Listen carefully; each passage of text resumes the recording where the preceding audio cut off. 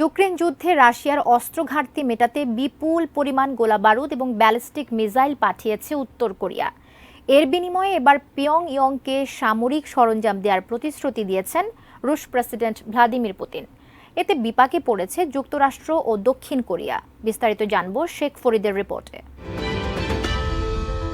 Ukraine যুদ্ধকে কেন্দ্র করে আন্তর্জাতিক মঞ্চে নিজের গ্রহণযোগ্যতা দেখাতে উত্তর কোরিয়া ও ভিয়েতনাম সফরে গিয়েছেন রুশ প্রেসিডেন্ট ভ্লাদিমির পুতিন। পশ্চিমা বিশ্ব যেভাবে সম্মিলিতভাবে ইউক্রেনকে সব ধরনের সহায়তা দিচ্ছে, ঠিক সেই মডেলেই উত্তর কোরিয়াকে সহায়তা করতে এক প্রতিরক্ষা চুক্তি স্বাক্ষর করেছেন পুতিন।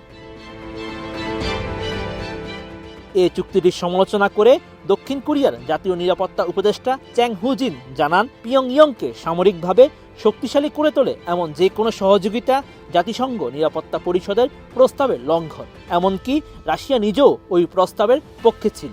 এখন এই চুক্তি করে তারা নিজেরাই সেটি লঙ্ঘন করছে। এই ধরনের ঘটনা দক্ষিণ কোরিয়া ও রাশিয়ার সম্পর্কের উপর নেতিবাচক প্রভাব ফেলবে। দক্ষিণ কোরিয়ার জাতীয় নিরাপত্তা উপদেষ্টার ওই মন্তব্যে ক্ষুব্ধ হন রুশ প্রেসিডেন্ট। ভিয়েতনাম সফরকালে পুতিন জানান, সিওল যদি কিয়েভকে অস্ত্র সরবরাহের সিদ্ধান্ত নেয় তাহলে মস্কো পাল্টা পদক্ষেপ নেবে।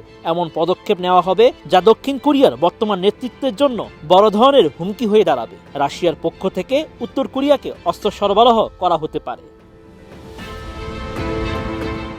ডিজাইন, এলিগেন্স, বিউটি, সেরা পণ্য সবার জন্য জেভিকো। রুশ প্রেসিডেন্ট এমন কথা বলায় গভীর উদ্বেগ প্রকাশ করেছেন মার্কিন প্রশাসন। পররাষ্ট্র মন্ত্রণালয়ের মুখপাত্র ম্যাথিউ মিলার জানান, এমন পদক্ষেপ নিলে গোটা কোরীয় উপদ্বীপে স্থিতিশীলতা বিপন্ন হবে। এমনকি উত্তর কোরিয়াকে বিশেষ ধরনের অস্ত্র সরবরাহ করলে জাতিসংঘের নিরাপত্তা পরিষদের প্রস্তাবও লঙ্ঘন করা হবে। অন্যদিকে হোয়াইট হাউসের জাতীয় নিরাপত্তা মুখপাত্র জন কির্বি জানান, পুতিনের এই ঘোষণার ফলে উদ্বেগ সত্ত্বেও বিস্ময়ের কোনো কারণ নেই। তার মতে, রাশিয়া মরিয়া হয়ে বৈদেশিক সহায়তার সন্ধান করছে। চীনকে উত্তর কোরিয়ার উপর চাপ বাড়ানোর অনুরোধ করে আসছে যুক্তরাষ্ট্র।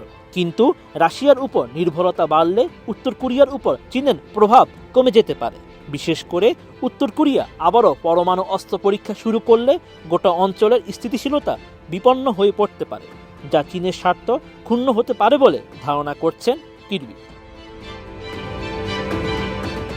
জাতিসংঘের নিষেধাজ্ঞা অমান্য করে পারমাণবিক ও ব্যালিস্টিক ক্ষেপণাস্ত্র প্রকল্প এগিয়ে নেওয়ায় পশ্চিমা দেশগুলোর সঙ্গে সম্পর্কে অবনতি অব্যাহত রয়েছে উত্তর কোরিয়া। মস্কো ও পিয়ংইয়ংয়ের মধ্যে ক্রমবর্ধমান সম্পর্ককে উদ্বেগের সঙ্গেও দেখে আসছে যুক্তরাষ্ট্রসহ পশ্চিমারা।